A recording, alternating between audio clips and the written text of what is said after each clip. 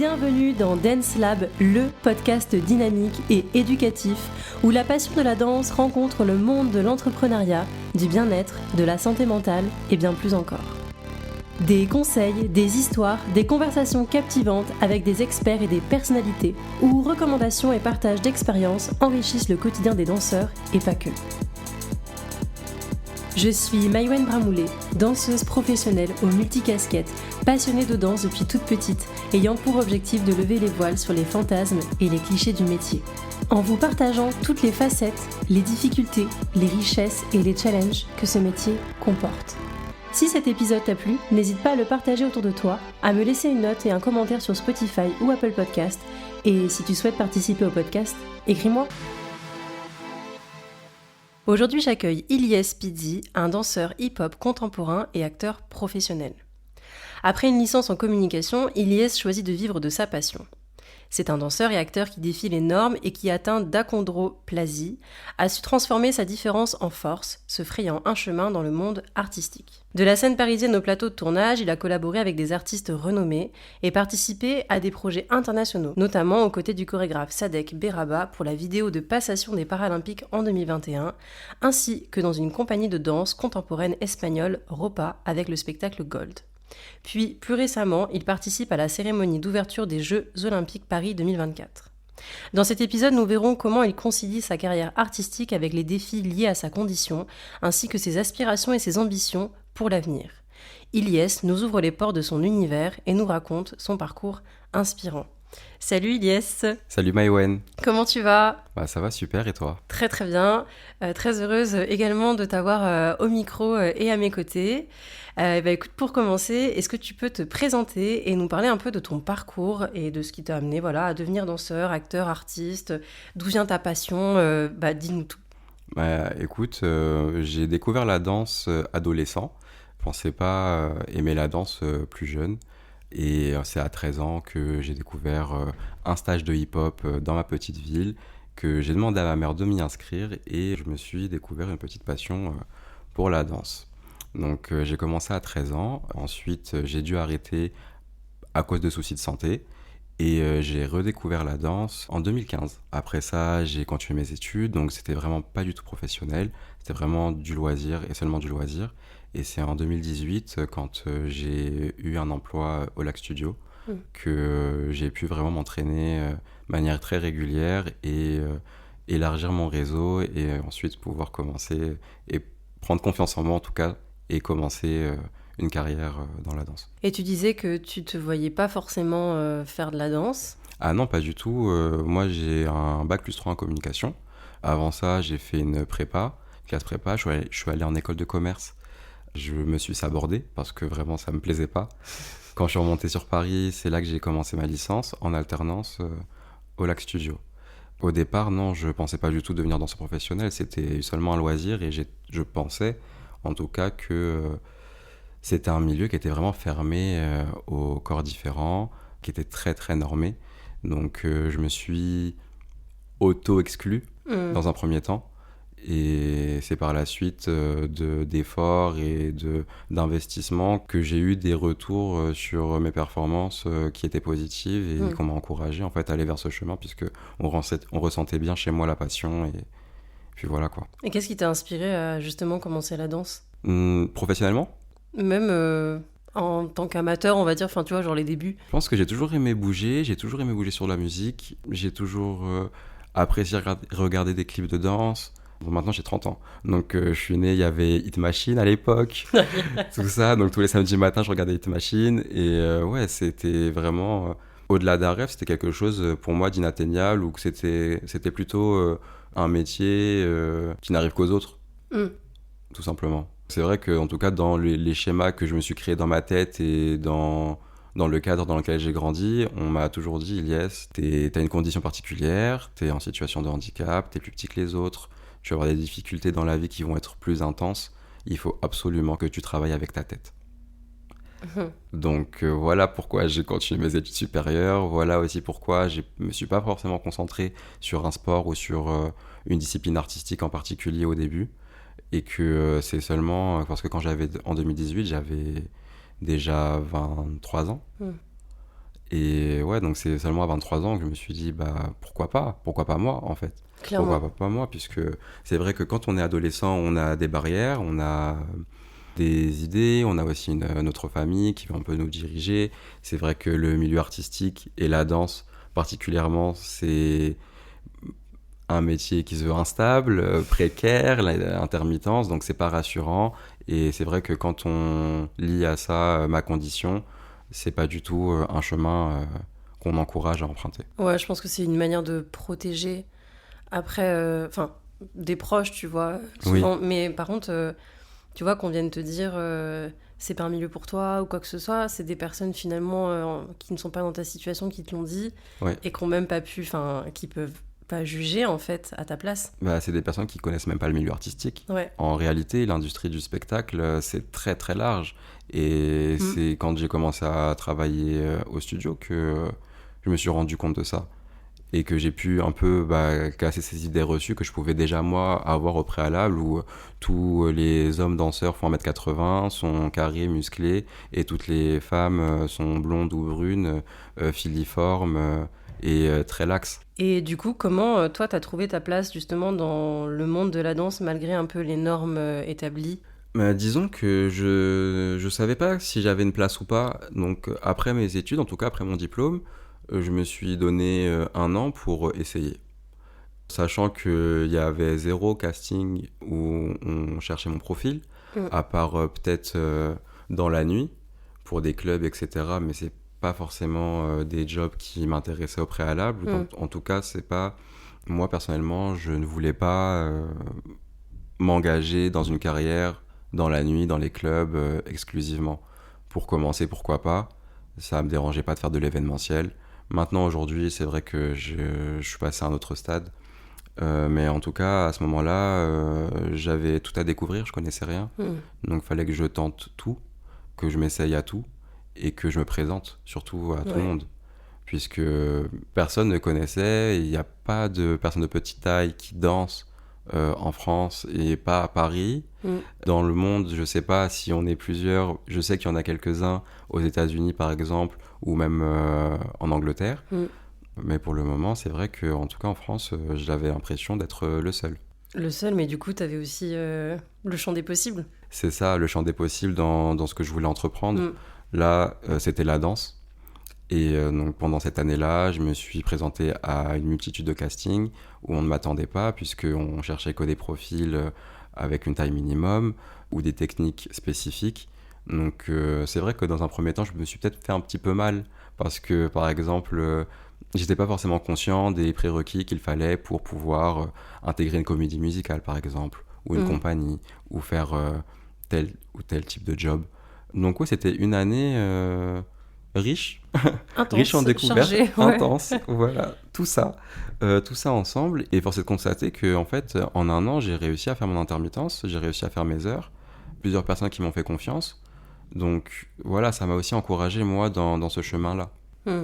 Maintenant, dire que j'ai une place ou trouver ma place, à mon avis, c'est un peu les chaises musicales, puisqu'en fait, à chaque fois, je vais de projet en projet, des projets qui ne se ressemblent pas forcément. Mm. Et j'ai rarement retravaillé avec la même personne ou avec les mêmes employeurs suite à un premier contrat. Ok. Mais par contre, je rebondis sur un truc que tu disais que je trouve intéressant, c'est que tu dis, ouais, j'allais là où on m'attendait pas. Et du coup, je pense que ça permet aussi de remettre en question les personnes qui castent et de se dire, ok, on va avoir des profils auxquels on s'attend pas. Déjà, de manière générale, quand tu fais un casting, tu fais un casting pour découvrir des personnalités, des artistes, etc. Oui, Mais on s'attend jamais à découvrir des personnes en situation de handicap. Et je pense que ça remet un petit peu tout le monde à sa place, de se dire, en fait, découvrir un profil, et découvrir une personne, c'est une personne dans son entièreté. c'est ça, surtout que en plus, moi quand j'arrive en casting et qu'on m'attend pas, Mm. la personne se dit tout de suite mais qu'est-ce qu'il veut celui-là? Qu'est-ce qu'il vient faire là? Il y a des questions comme ça qui arrivent évidemment dans la tête de ces personnes, et c'est normal, puisque sur la fiche de casting, c'est écrit cherche homme de tel âge à tel âge, mesurant minimum 1m78. Moi, je fais 1m30.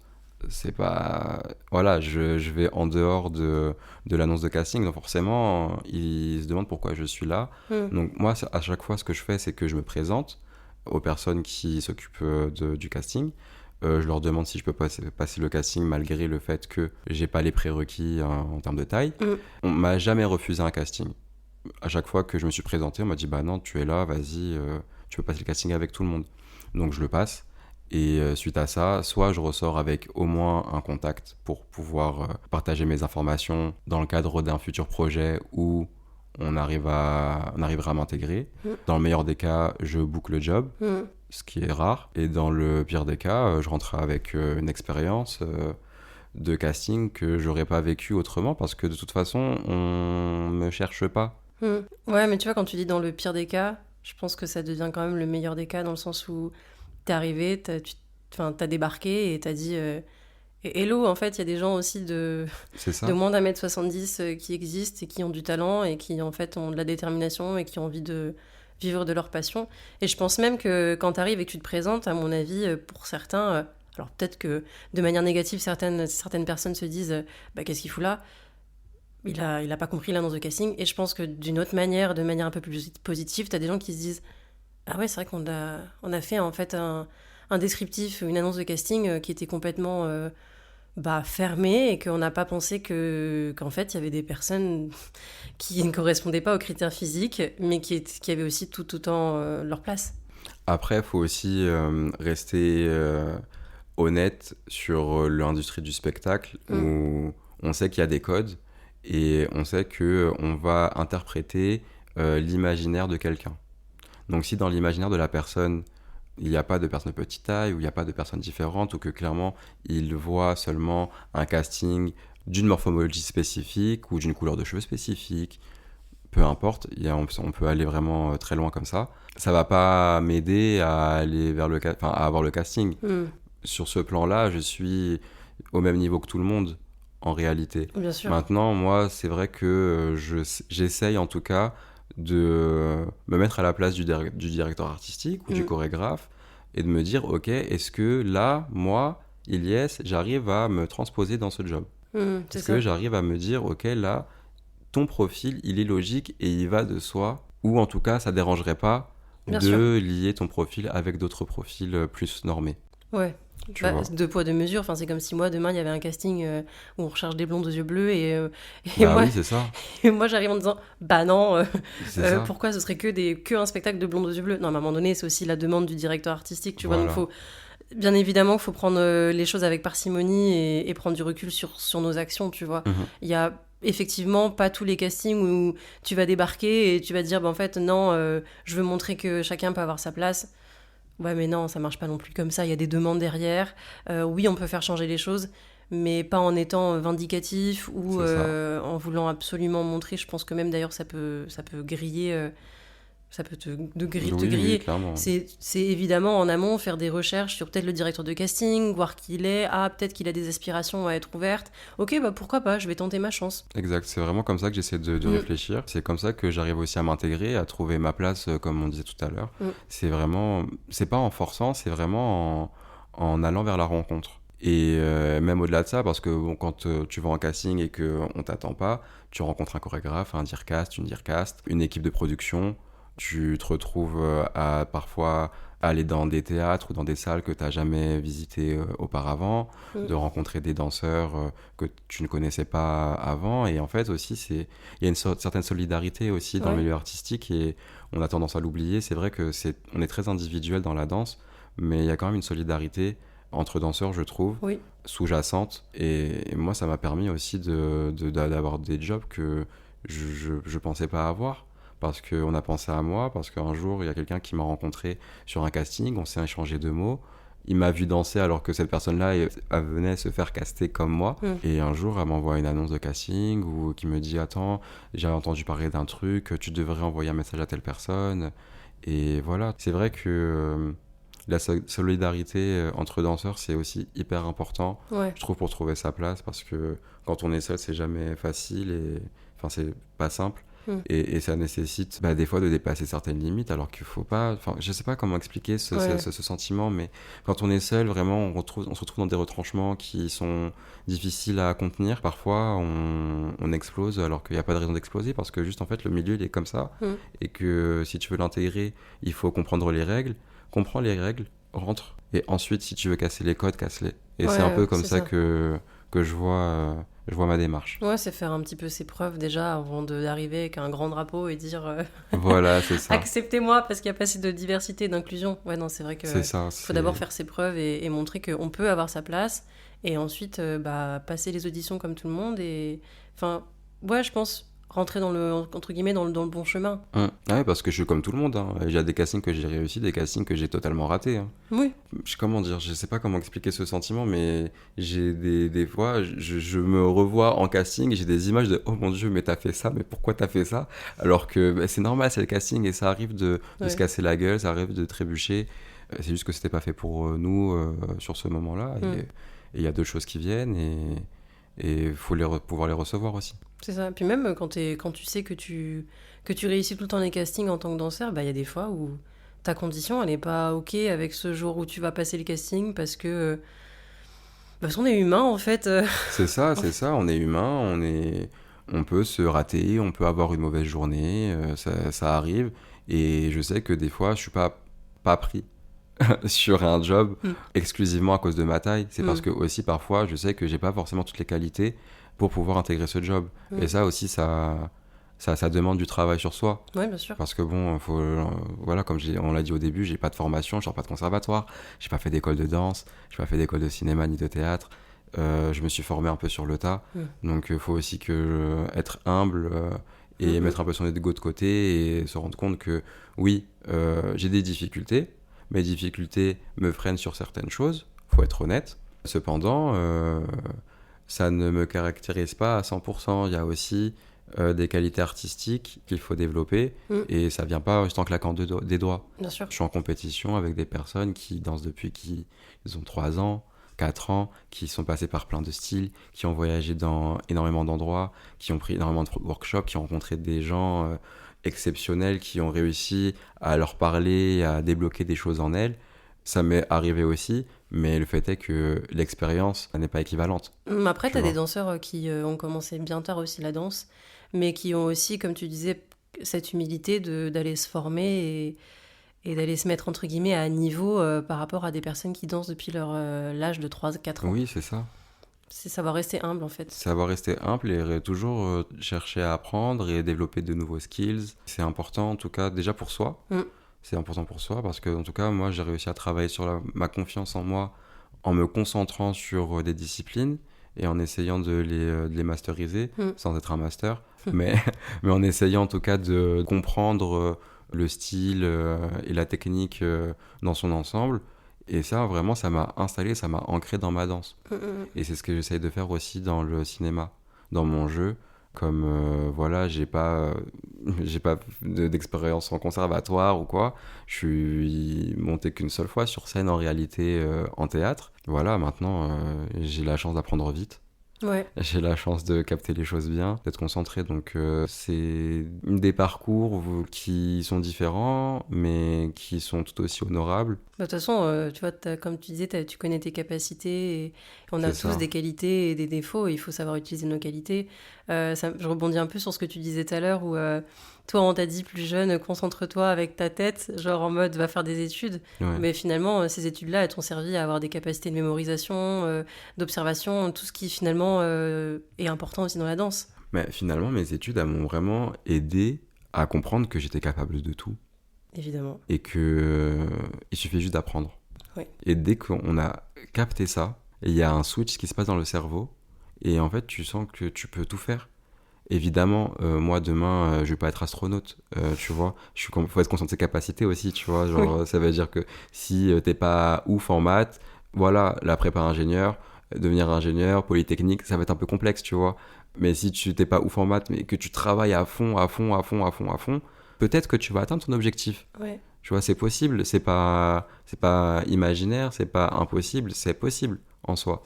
Et ouais, c'est vrai que mes études, surtout la prépa, parce que la prépa, c'est très, très, très, très intense. Ça m'a débloqué des choses dans mon cerveau, et pourtant, j'étais pas le meilleur de ma classe, hein, ni... J'étais vraiment dans la tranche un peu basse, parce que c'était très, très dur. Pardon. Mais ouais, c'est vrai que ça m'a ouvert l'esprit sur plein de choses, et ça m'a appris à apprendre.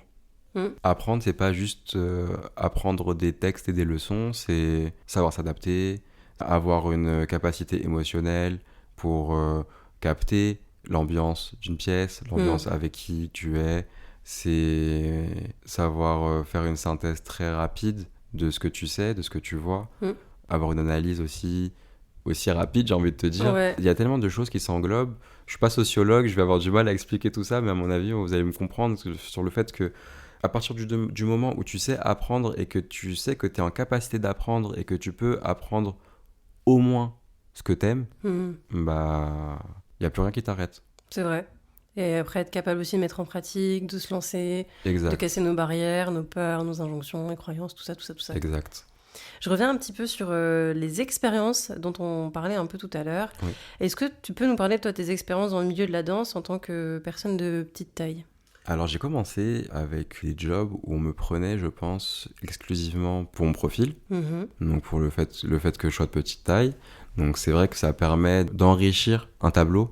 Par exemple, si on veut faire un cirque dans les années 1900, c'est vrai que forcément la personne de petite taille, la femme à barbe, le culturiste hyper fort, etc., c'est un peu des prérogatives des artistes qu'on aura l'habitude de voir et de penser. Donc c'est vrai que sur mes premières années, j'ai plus navigué sur des jobs où on attendait de moi d'être une personne de petite taille qui sait danser. Maintenant, c'est vrai que ça change un petit peu. On est sur une nouvelle ère post-Covid où les mentalités évoluent, on commence à se développer sur les questions d'inclusion, que ce soit autour du genre, autour des corps.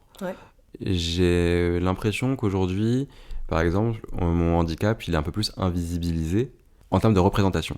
En tout cas, je m'explique. Quand on me voit, on voit une personne de petite taille, avec 2 bras, 2 jambes. Je danse, je joue la comédie, je suis autonome, je fais ma vie. Je parle pas forcément de mes difficultés, mes problèmes de santé, etc.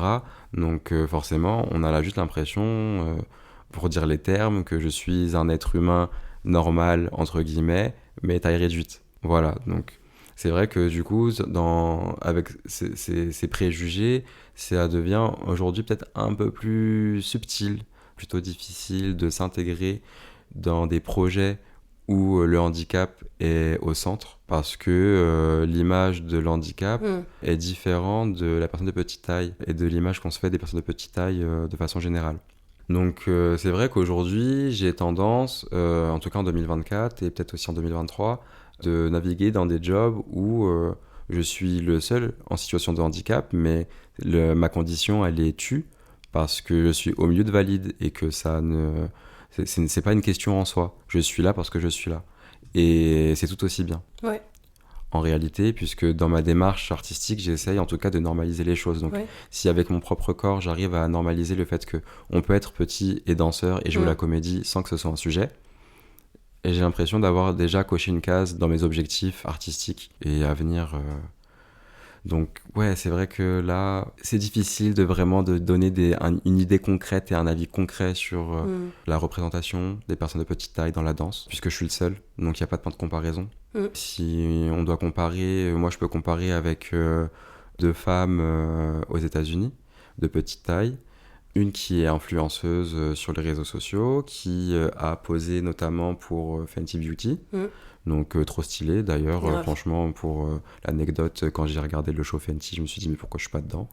Donc c'est un message pour les maisons de mode françaises, voilà. Pour les prochaines Fashion Week.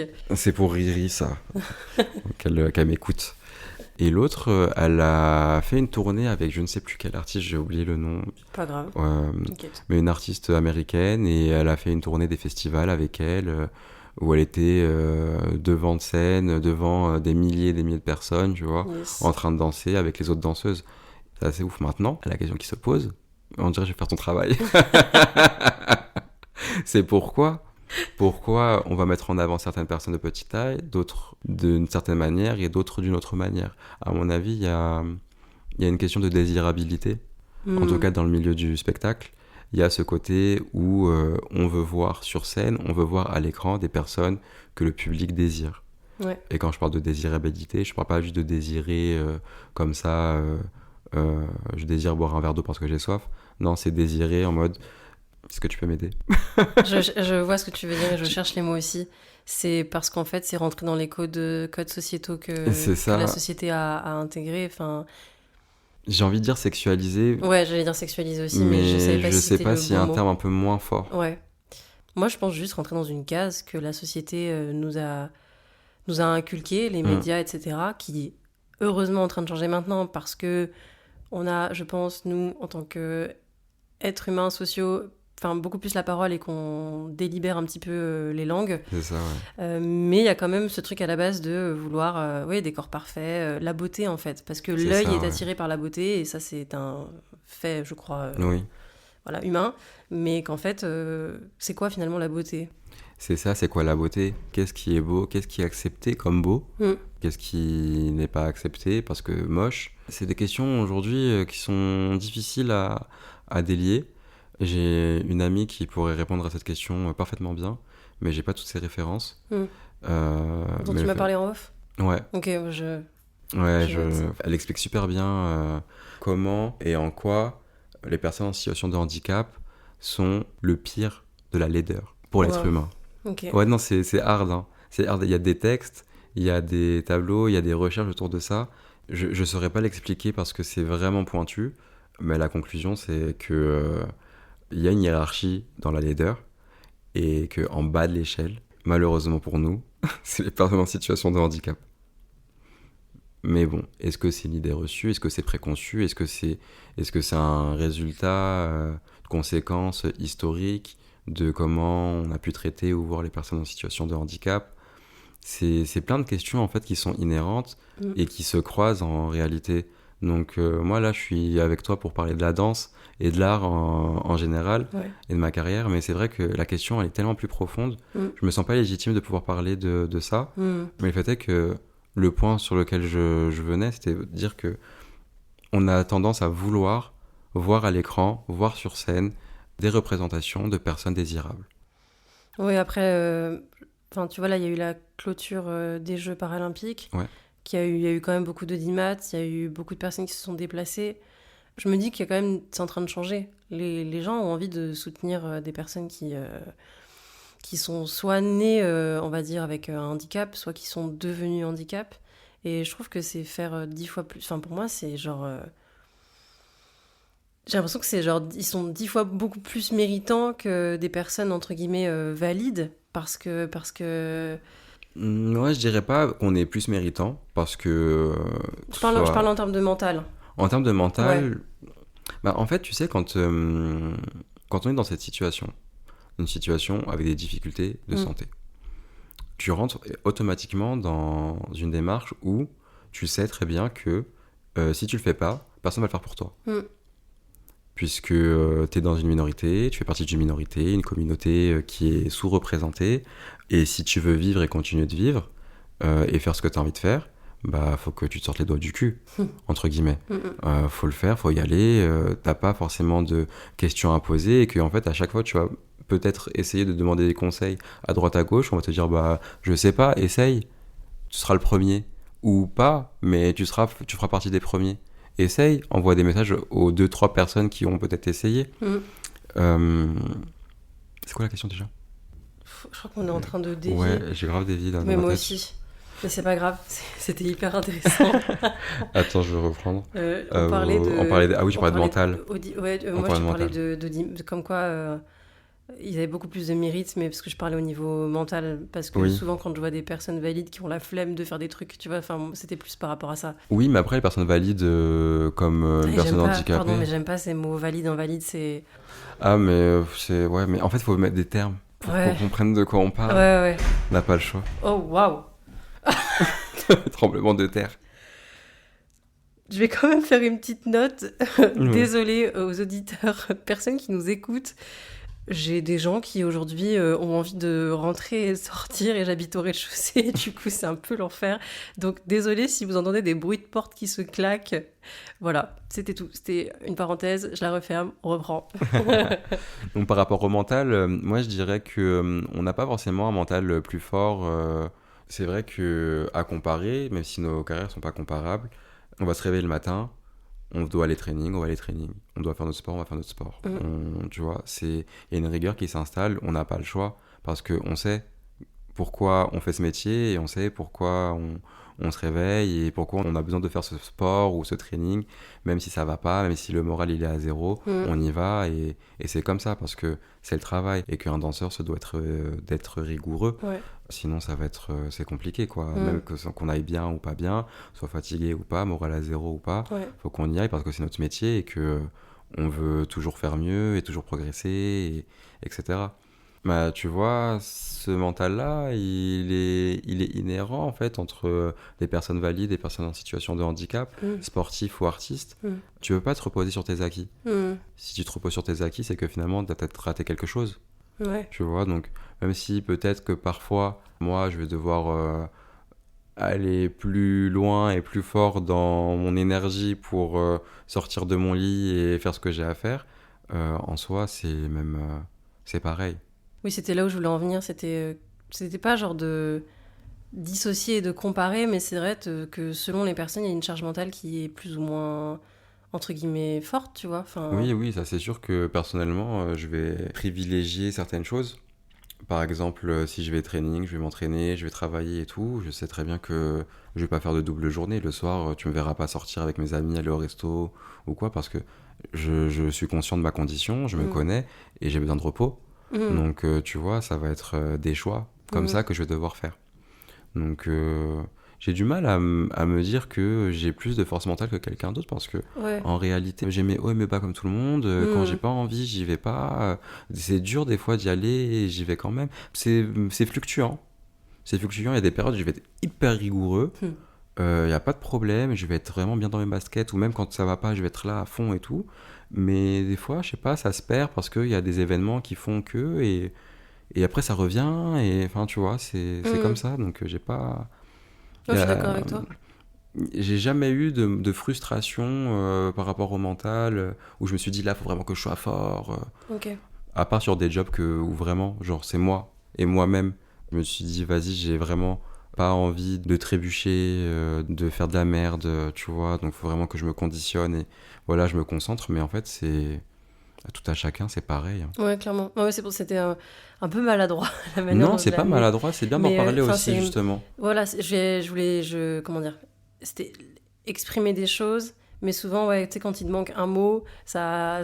Oui, non, mais Voilà. c'est bien d'en parler parce que Ouais, tu sais, il y de a eu ouf. la petite polémique avec Teddy Riner qui avait dit sur un plateau, oui, les para-athlètes, c'est des super-héros. Tu vois, et justement, ça, C'était pas c'est. méchant, je Je pense. sais que c'est pas méchant, mais Ouais. justement, c'est pour ça que moi, quand on me fait ce genre de réflexion-là, je m'énerve pas. Je trouve ça même mignon, tu vois. Mais c'est juste que, t'as vu, on est obligé en fait de recadrer parce que du coup, ça fait un clivage entre les personnes handi qui Yes. vont être athlètes, artistes, tu vois, qui vont avoir des vies où ils se dépassent régulièrement, et les autres personnes en situation de handicap qui ont des vies comme tout le monde, tu vois. Et c'est ça en fait aussi qui est important, c'est de représenter ces personnes-là. Parce qu'au bout du compte, des personnes handi qui font des choses exceptionnelles, on en voit. Pas que c'est normalisé, c'est toujours waouh, je savais pas que c'était possible. Donc, faudrait pouvoir normaliser ça parce que oui, effectivement, c'est possible. Bien sûr. Mais il y a aussi des personnes en situation de handicap qui n'ont pas d'ambition artistique ou sportive, Ouais, ou clairement. même ça les intéresse pas, ou juste en fait ils veulent vivre leur vie, ou qui sont passionnés par d'autres choses qui nous sortent de la tête, et c'est ok. Et justement, tu vois, c'est ça qui est important à mon avis de mettre en avant. Peu importe ton handicap, peu importe qui t'es, peu importe à quoi tu ressembles, tu peux aimer ce que tu aimes, et Ouais. tu peux faire ce que tu veux, et tu peux vivre ce que tu as envie de vivre. Ouais, comme tout le monde. C'est ça. Je reviens sur la représentation. Toi, tu disais, du coup, tu étais un petit peu seule dans ce milieu Ouais. artistique. Est-ce que tu as déjà rencontré des obstacles, des difficultés au début en raison de ton handicap visible? Est-ce que tu rencontres toujours? Est-ce que tu vois une évolution? Est-ce que tu as même, par exemple, ressenti une différence dans la manière dont les autres te perçoivent en tant que danseur? Je vais commencer par la fin de la question. Ouais, j'ai un Euh, peu abusé là. J'ai posé 4 questions en même temps. alors, comment les danseurs me perçoivent? J'ai pas forcément d'idée précise là-dessus, Ouais. étant donné que bah, je m'impose dans l'espace, Mhm. sans vraiment m'imposer et forcer, mais c'est juste que je demande pas l'autorisation d'être là. Bien sûr. Je viens parce que si c'est ouvert, j'y vais. Mhm. Maintenant, ouais, c'est vrai que intimement, j'ai tendance à penser que on me perçoit comme un bon danseur, mais je fais pas partie de la compétition. Comme si t'as vu, genre, mon profil faisait que de toute façon, j'étais à part et que on allait me contacter ou j'allais être sur des jobs ou sur des projets seulement quand on avait besoin de moi. Mhm. Et donc, j'étais pas en compétition avec les autres hommes, par exemple, puisque souvent, bah, je passe avec les hommes. Donc Mhm. c'est particulier parce que autant je ressens le respect, Mhm. tu vois, on me respecte beaucoup. Je suis conscient que mon avis a de la valeur et que mon regard, le regard que je peux porter, tu vois, est important Mhm. pour les autres danseurs. Mais c'est vrai que tu vois, il y a ce truc de d'individualité où on a envie de faire carrière chacun dans nos styles, Mhm. dans nos projets et que même s'il y a de la solidarité, comme j'ai pu le dire tout à l'heure, il y a quand même ce prisme où on est chacun pour soi, Dieu pour tous. C'est un peu Tu vois, la compète, quoi. c'est la compète. Le fait que justement on ne me voit pas comme de la compétition, ça fait que bah, je peux me rapprocher plus facilement des danseurs et que forcément bah, il y a moins d'a priori et de on se jauge pas. Mhm. Parce que moi je vais pas me jauger par rapport aux autres la vérité. Honnêtement, entre toi et moi je suis conscient d'être unique. Donc pareil que je vais pas me mettre en compétition avec eux parce qu'en fait je suis en compétition avec personne à part avec moi-même. Je rebondis sur ce que tu dis. Je pense que de toute façon, chacun est unique, donc se comparer, je suis pas sûre que ça serve à quelque chose, entre guillemets. Chacun a son parcours, chacun a son histoire de vie, chacun est comme il est. Maintenant, se comparer pour que ça amène à quelque chose de positif, pardon, oui, mais se comparer pour se détruire intérieurement, il n'y a pas de... Évidemment, mais évidemment. Après, je disais ça parce que on est souvent amené à se comparer Oui, ou à être comparés les uns les autres par l'épreuve du casting. bien sûr. Et c'est souvent quand, en fait, on va mettre en ligne les profils qui vont plus ou moins se ressembler, Ouais. caractériser la même personne ou le Mm. même rôle pour choisir laquelle de ces personnes-là va incarner au mieux ce rôle. Ouais, évidemment. Donc, C'est vrai que là-dessus, c'est dur, ça m'est déjà arrivé, même en casting, tu vois, qu'on soit en ligne et qu'on nous dise oui, non, oui, non, oui, non, avant même de montrer ton talent, t'es là. c'est ça. Ok, peut-être prévenir déjà la prochaine fois que ce genre de choses arrive. Parce que, ok, on est toujours là à râler, à dire oui, ils nous ont fait passer 4 tours pour finalement nous dire que notre profil physique correspond pas, tu vois. Et ouais. Ok, mais je pense qu'il faut trouver un juste milieu entre nous mettre en ligne et nous jarter comme ça sans prévenir et nous faire passer 8 tours, tu vois. Mais c'est pour Mais ça ouais, qu'il faut être conscient aussi des codes qui sont empruntés ouais. et des codes qui sont recherchés.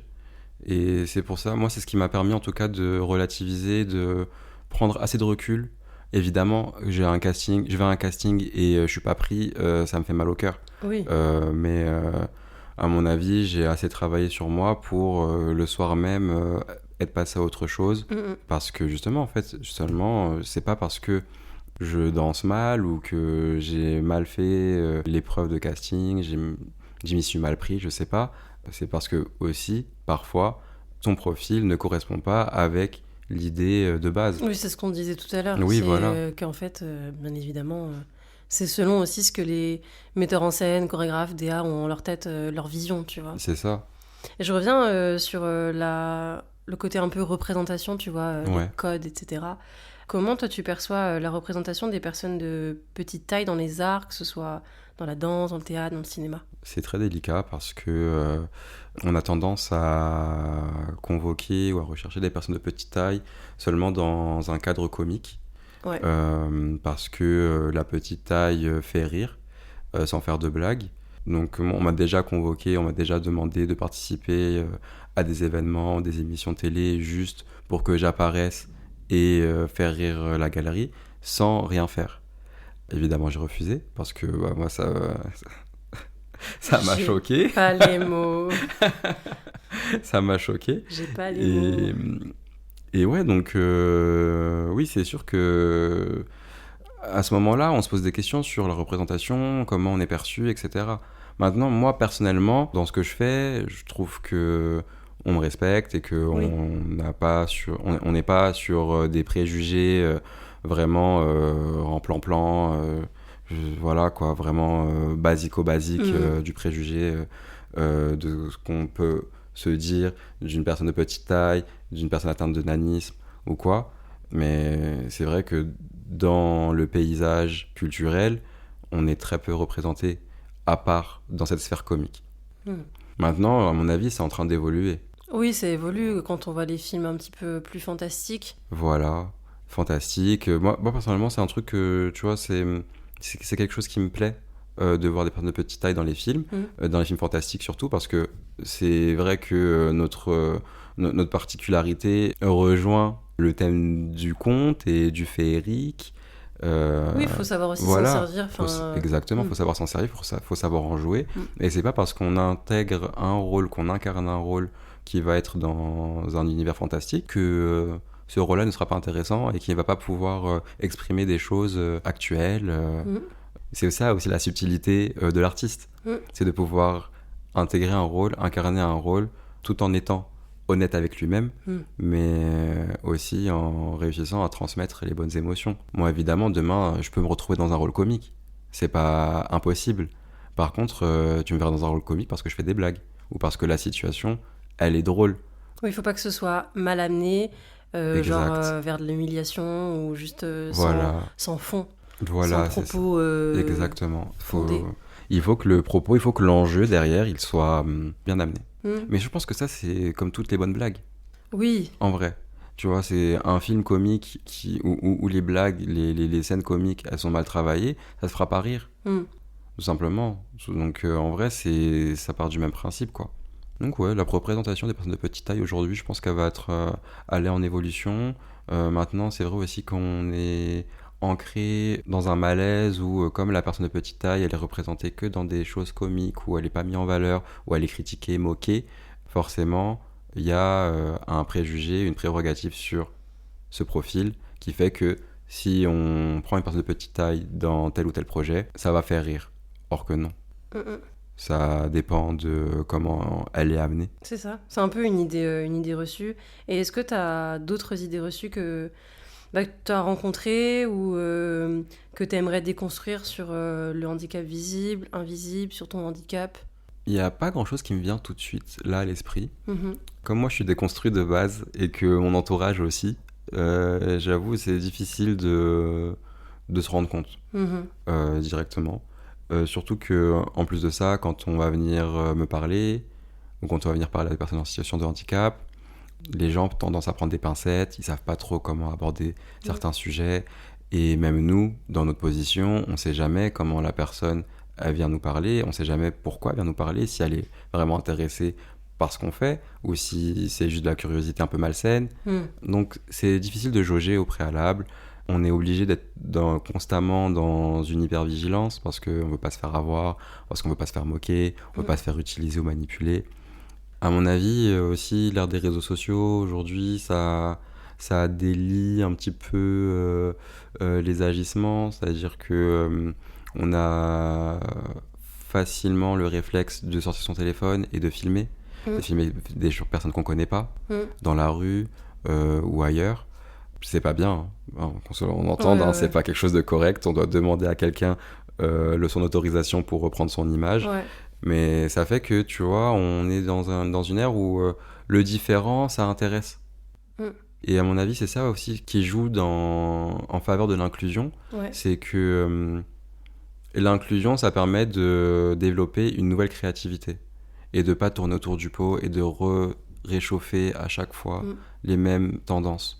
C'est que là, vraiment, l'inclusion, c'est quelque chose de nouveau. Alors, on a déjà vu des personnes en situation de handicap sur scène, des personnes aveugles, des musiciens, plein de personnes qui ont porté l'art et la culture aujourd'hui. Cependant, je ressens personnellement comme une demande de voir des corps différents sur scène et à l'image, à l'écran, par la population générale. Bah, les gens ont envie de s'identifier, les gens veulent de l'authenticité, et ce qui en fait est normal, on a envie de... Oui, c'est ça, on a envie de se sentir intégré dans la vie de tous les jours, mais aussi représenté dans les films, dans les séries, à la télé, dans les téléfilms, sur scène, les spectacles, la radio.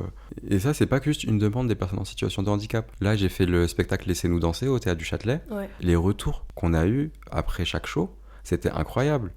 C'était incroyable, ça veut dire que vraiment des familles entières qui viennent te voir, les larmes aux yeux, pour te dire que waouh, c'est génial, merci beaucoup, etc. Est-ce que vous allez plus jouer? Parce que vraiment, ça nous manque ce genre de spectacle où en fait tout le monde est mélangé. C'est-à-dire que là, sur scène, on était énormément de personnes. Il y avait des personnes valides, des jeunes, des personnes plus âgées, des personnes en situation de handicap, avec de multiples handicaps. Représenté sur scène, en fauteuil ou pas. Et vraiment, le spectacle a été accueilli d'une manière mais incroyable. Je sais pas si c'est l'effet paralympique, je sais pas si... Ouais. Voilà, il y a Je peut-être... pense pas que ce soit l'effet paralympique. Enfin, je prends un peu l'exemple, tu vois, du film de Artus aussi, un petit Aussi. truc en plus. Tu vois, c'est pas du tout sorti pendant les paras et Ouais. ça a hyper bien marché. Moi, je pense juste que les gens ont envie de voir les Bah, gens... enfin, Les gens ont envie de voir et les gens ne connaissent pas. Donc en fait, Ouais. comme ils découvrent, ils sont amusés de voir ces profils-là jouer et transmettre des émotions et être sur scène. Et du coup, ça leur, je pense, leur procure du bien, Ouais. de bonnes émotions.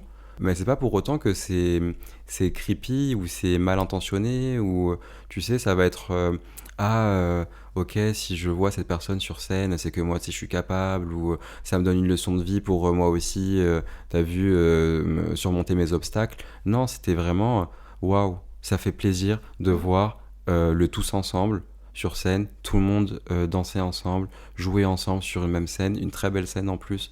Enfin, tu vois, c'est vraiment ce côté-là que les gens ont réussi à capter et à embrasser en fait. Et je reviens tout à l'heure sur le côté diversité. On en Ouais. parle aussi avec le spectacle dans lequel tu étais. Est-ce que tu penses que le milieu de la danse, il est ouvert à toute la diversité corporelle? Moi, je dirais oui et non, parce que du coup, il y a des choses qui sont en train de bouger, mais il y a encore des choses qui sont ancrées dans les mentalités et dans les façons de voir, qui font que, voilà, quelles sont les barrières qui restent encore à franchir et quels sont les progrès qu'on a aussi déjà remarqués, tu vois? Bah, à mon avis, il y a encore les barrières de l'accessibilité, mais ça, c'est pas que la danse, c'est Ouais, tous de les général. milieux, de manière générale. Dans la culture, ça serait vraiment cool que aussi les scènes soient accessibles, parce que on a tendance maintenant à comment dire, pas mettre à jour, mais faire les travaux nécessaires pour rendre accessibles les salles de théâtre au public, mais pas pour les artistes. Et tu vois, ça, c'est par exemple une barrière qu'il faut réussir à franchir maintenant, qu'il va falloir casser, parce qu'il y a de plus en plus d'artistes en situation de handicap qui ont besoin d'accessibilité sur scène, Ouais. et pas que le public, parce que oui, effectivement, ça commence aussi par ça. Il faut que les gradins soient accessibles, que la salle soit accessible pour un public handi, mais il faudrait aussi que la scène, le stage, pour Ouais. l'artiste handi soit aussi accessible pour qu'il puisse se produire et qu'il puisse aussi faire tourner la machine, quoi. Clairement. Ouais, j'ai pas d'autres choses à rajouter. Bah, Enfin, je sais pas quoi c'est dire vrai. d'autre Non, mais c'est sur... vrai. C'est comme, enfin, t'emploies des personnes, des artistes, et tu sais que la personne, elle a 15 000 marches à monter et elle peut pas les monter. Enfin, tu vois, c'est aussi se remettre en question là-dessus. C'est Oui, se dire, voilà. c'est génial et c'est trop bien que tout le monde puisse travailler, tu vois. Il n'y a pas de différenciation ou de différence à avoir.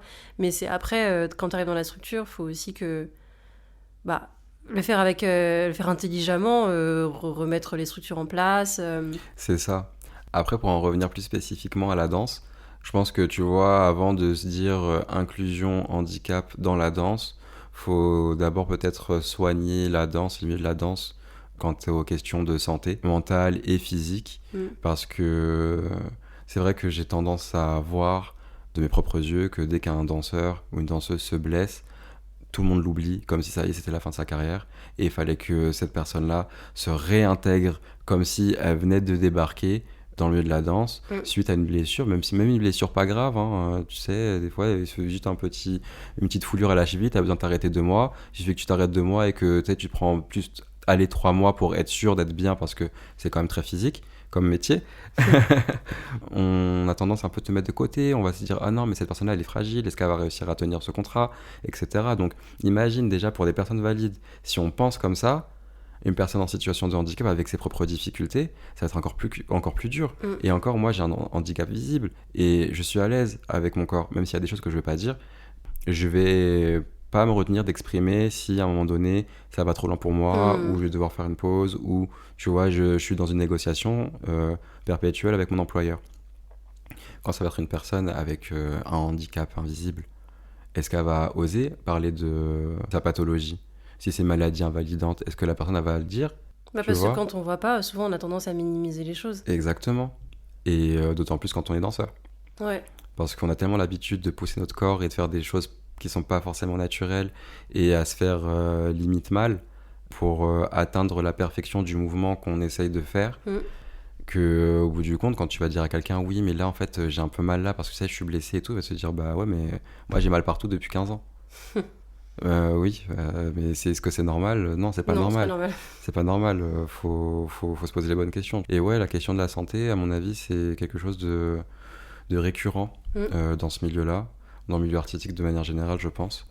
Et à mon avis, tant qu'on n'aura pas réglé ça, ça va être compliqué d'intégrer à 100% des personnes en situation de handicap avec leur handicap dans des projets professionnels. Et selon toi, que faudrait-il améliorer pour une meilleure inclusion des danseurs avec un handicap visible et invisible ? La communication ? La communication, il faut vraiment laisser un espace de parole réellement sain. Et quand je dis réellement, c'est vraiment sain. Pas juste raconte-moi ta vie. Et puis en fait, finalement, derrière... oui, parce que raconte-moi ta vie, et après tu racontes ta vie, et après on te le ressort en répétition devant tout le monde. Ouais, mais tu m'avais dit que la dernière fois, tu avais fait ça, donc là, tu vas recommencer. Mais en fait, c'est pas comme ça que ça marche, la vie, tu vois. Il y a une relation de confiance qui doit s'installer entre l'employeur et le danseur. Le danseur. Et, mais ça, encore, c'est même un autre problème, parce que selon moi, c'est un problème de management. Ouais. Tu vois ? C'est un problème de management, donc c'est au-delà de la santé, c'est au-delà de tout ça, c'est vraiment la formation de l'employeur qui va engager des danseurs, comment il va gérer son équipe, parce qu'en fait quand t'es chorégraphe et que t'as 5 danseurs, t'es cadre.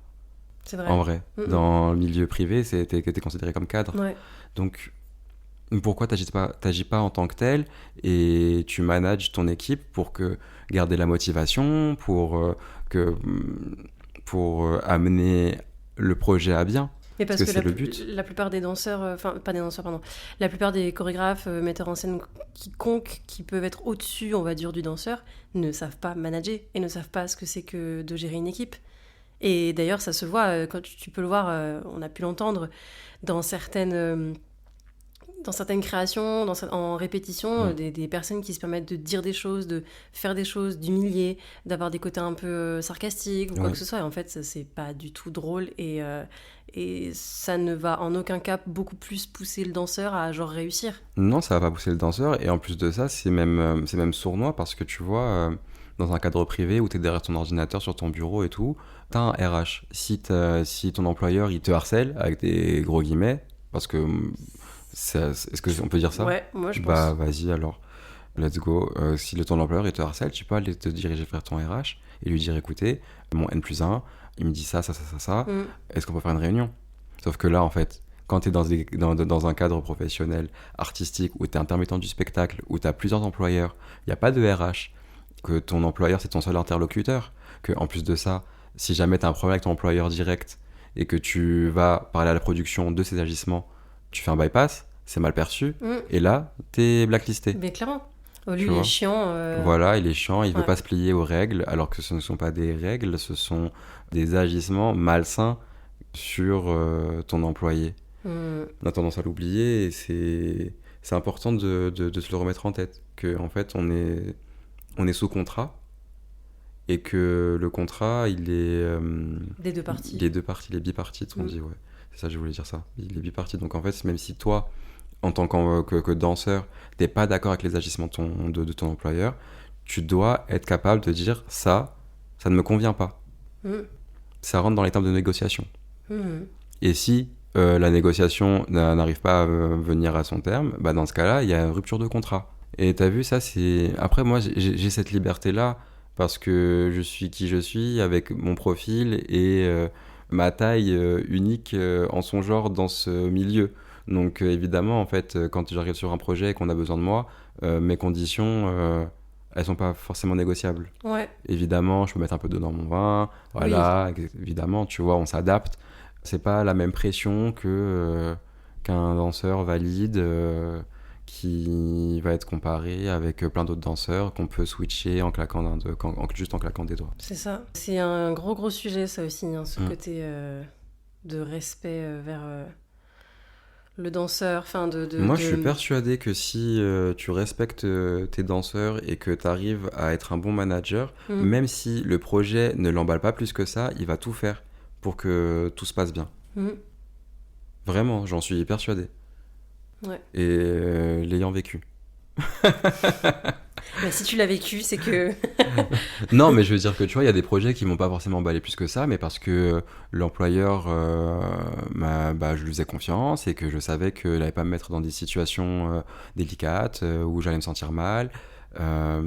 Ou même, tu vois, je savais que sur le papier, le job il était un peu bizarre, mais que je savais qui m'employait, donc t'as un peu plus confiance, tu te dis bon vas-y, au lieu de dire non tout de suite, j'y vais, je vais voir ce que ça donne, je vais voir ce qu'on me propose dans le détail, je vais voir s'il y a moyen de renégocier un petit peu, t'as vu, le storytelling ou tu vois, l'histoire du truc pour que tu te sentes à l'aise et donner le meilleur de toi-même. C'est des collaborations, on a tendance à oublier qu'on est en collaboration, on est des artistes, oui, mais on est indépendant. Donc on a aussi cette liberté de dire oui ou non à un job, on n'est pas en CDI. Je vois, on a cette chance-là aussi. Enfin, pour moi, c'est une chance, je trouve, parce que du coup, on a une certaine liberté de pouvoir choisir ce qui nous plaît. Ce qui nous plaît. Je reviens un petit peu sur ce qu'on disait, on a évoqué un peu tout à l'heure, de mettre en avant plus de diversité à l'écran et sur scène. Et est-ce que tu penses que les productions, les metteurs en scène, les chorégraphes et les réalisateurs sont prêts à faire ça? À mon avis, oui. À mon avis, ça commence là de plus en plus. Aujourd'hui, il y a une demande de diversité, en tout cas, il y a une recherche. Je dis pas qu'on va donner des premiers rôles tout de suite à des personnes en situation de handicap ou des personnes différentes. Mais il y a un effort. Il y a un effort qui est fait, qui est remarquable. À mon avis, s'il y a un truc qui bloque, c'est pas forcément les dircasts, c'est pas les réalisateurs. Peut-être certains réalisateurs en fonction de leur vision. À mon avis, c'est la projection qu'on a de l'acceptation du personnage ou de l'acteur handicapé, différent, à l'écran ou sur le projet. Comment ça va être perçu? Est-ce que ça va pas trop attirer l'attention par rapport à l'acteur principal qui est hyper bankable, qu'on va payer hyper cher, qui sort d'une agence de ouf? C'est plein de trucs comme ça, en fait, des facteurs qu'on n'a pas forcément, nous, en tête, mais qui sont présents. Maintenant, voilà, ça va venir au fur et à mesure. À mon avis, ça ira mieux. En tout cas, ça sera totalement débloqué quand on aura vraiment des top acteurs, actrices. Quand je dis acteurs, actrices, c'est acteurs du milieu artistique connus en France, en Europe, à l'international. À partir de là, à mon avis, il y aura vraiment une réflexion là-dessus et un changement d'avis total. Pour le moment, c'est pas encore le cas, mais ça commence. Même si ça commence, on en a parlé un peu tout le long de l'épisode, on a parlé des Paralympiques, on a parlé du film Un petit truc en plus de Artus, on a parlé aussi de la scène que tu as fait ce week-end, où les gens, les retombées sont clairement positives. Donc moi, je pense que clairement, on est prêts, nous en tout cas, à avoir beaucoup plus de diversité à l'écran. Maintenant, il faut aussi que ça vienne des deux parties. Il faut aussi que ça vienne des productions. Et c'est ça. Que, voilà, de pas rechercher que le truc un peu bankable. C'est ça. Enfin, en tout cas, de changer cette vision, je pense, sur le côté bankable. Je pense aussi, il faut réussir à changer cette vision maintenant. Est-ce que ça va être possible de changer ça? Tout est possible, Ilyes. Tout est possible.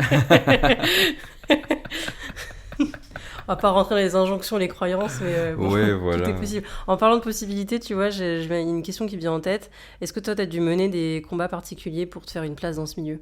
Combat particulier, je sais pas. Ce qui est sûr, c'est que je me suis battu contre personne. Je pense que c'était un combat surtout avec moi-même. Déjà, réussir à s'écouter. Ouais. s'écouter, se déconstruire aussi soi-même, parce que bon, je saurais pas te dire si quand j'avais 20 ans, j'étais aussi à l'aise avec mon corps et avec ma situation qu'aujourd'hui. Bon, aujourd'hui, j'en ai bientôt 30, donc ça fait 10 ans.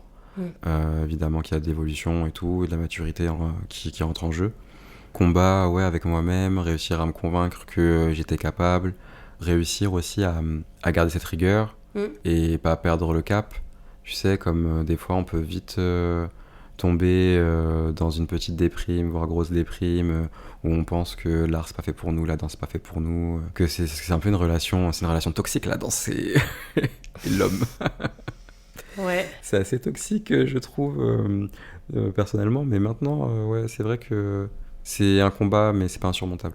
Yes. En fait, c'est ça qu'il faut le retenir. Et que finalement, moi, j'ai eu mon combat peut-être dans la danse et dans le milieu artistique, mais d'autres personnes, tu vois, dans d'autres cadres, vivent aussi des combats, je pense, d'autant plus difficiles, et dans lesquels il faut peut-être même plus s'armer, tu sais. Parce que même si, voilà, on parle de la danse depuis tout à l'heure, de tous les défauts qu'il peut y avoir dans ce milieu-là, et des qualités aussi. Ouais, bien sûr. Mais justement, aussi, une grosse qualité qu'il y a dans la danse, c'est que bah, les gens sont ouverts d'esprit. Tu vois. Il y a quand même 80% des gens qui sont très ouverts d'esprit dans la danse, et qui demandent que de la créativité, du nouveau, et c'est juste que le milieu, l'industrie en elle-même, n'est pas encore vraiment préparée à tout ça. Mais en soi... En soi, nous, on est artistes. Pourquoi ? Pour faire passer des messages. C'est ça, et parce qu'on aime on a notre lien commun, c'est la passion. Tu vois, donc à partir du moment où tu rencontres quelqu'un d'aussi passionné que toi, bah, s'il y a une alchimie. En parlant de passion, quelles seraient, toi, tes aspirations pour l'avenir, tant sur le plan perso que pro ? Bah, sur le plan perso, je veux juste évoluer, moi, dans ma carrière, hein, toujours faire un petit step en plus. Et au niveau pro, je dirais que j'ai envie de tout faire. J'ai pas froid aux yeux. Vraiment, comme on dit, il faut viser les étoiles pour atteindre la lune. Donc moi, vraiment, je me ferme pas du tout les portes. Tant que ça m'intéresse, que ça a du sens, et que vraiment, genre, ça me plaît, je vais pas me fermer les portes. Je vais y aller, je vais foncer, et je vais essayer d'attraper. Maintenant, vraiment, si j'ai un objectif dans ma ligne artistique, c'est de pousser les portes et de creuser un peu un chemin pour mes collègues, mes confrères en situation de handicap, qui peuvent avoir des difficultés à se lancer dans le milieu artistique, s'ils en ont envie, bien sûr. C'est juste que j'ai pas eu ces références-là, j'ai pas eu forcément d'exemples qui me donnaient envie. Je viens pas forcément d'une famille artistique, donc quand j'ai grandi, j'avais pas forcément... d'images, d'exemples, de représentations de personnes qui vivent de l'art ou qui évoluent dans un univers artistique, même dans le milieu privé, hein. Donc tu sais, vraiment, c'était très rudimentaire les métiers qu'il y avait autour de moi. Et je pense que c'est important, en tout cas, quand je me mets à la place du Ilyes petit, qui sait pas trop ce qu'il veut faire de sa vie et qui sent qu'il a une âme d'artiste, mais il sait pas comment l'exprimer, de pouvoir vraiment, tu sais, creuser ce chemin pour les autres qui arrivent, quoi. Mes autres collègues, mes compatriotes en situation de handicap qui aimeraient se lancer dans le milieu artistique, et même au-delà de ça, leur donner peut-être un peu la force de se dire que, mais en fait, moi, si je veux faire ce métier-là, je le fais, ou je veux faire cette activité, je la fais, et peu importe ma condition, on trouve des solutions. Hier, je me suis fait un collègue là sur le spectacle. Il est en train de créer son association de saut en parachute pour les personnes handicapées. Let's go. Tu vois. Alors, est-ce que tu pensais que c'était possible ? Bah moi non plus, je le savais pas. Tu vois. Mais en vrai, tout est possible. Mais faut juste se lancer, essayer et croire en soi. Je pense que c'est peut-être le plus dur, c'est de croire en soi. C'est ça. Toutes les croyances, les blessures, les injonctions, on va pas rentrer dans le côté développement personnel, mais quand t'as tout ça, on a tous des petits cailloux dans le sac, tu vois, et quand on les garde trop longtemps, c'est vrai qu'on a du mal à avoir confiance en soi, à croire en soi. Il faut juste se libérer de tout ça et aller de l'avant et foncer, comme je peux le dire assez souvent, quoi. Ouais, il faut foncer, il faut croire en soi, et aide-toi et le ciel t'aidera. Et se donner les moyens de ses ambitions. Yes. Et quel changement tu souhaiterais voir, toi, dans la société, justement, et dans le monde de la danse en particulier? Un changement, je sais pas s'il faut vraiment changer. Si, il faudrait changer, mais c'est plus s'ouvrir, c'est ça, ouais, c'est ça qu'il faudrait, c'est plus s'ouvrir sur tous les profils et toutes les cultures et toutes les formes artistiques qu'on peut rencontrer. Il n'y a pas une bonne forme artistique et une mauvaise forme artistique, ça, tout se vaut.